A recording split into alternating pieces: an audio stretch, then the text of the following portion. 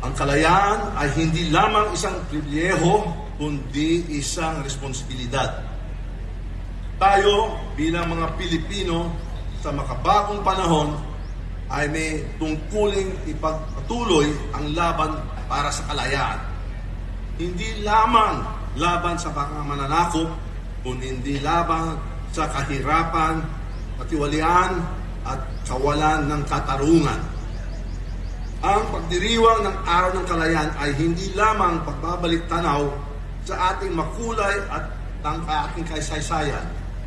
Pagkakataon din nito para tayo magkaisa sa pagbuo ng isang mas maunlad at makatarungan lipunan.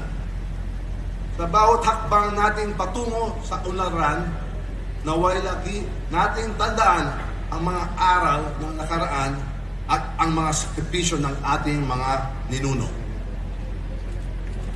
Sa ating lahat, isang maligayang pagdiriwang ng Araw ng Kalayaan.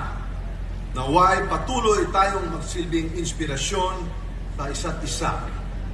Sama-sama nating itaguyod ang isang bansang tunay na malaya, makatarungan at maunlad.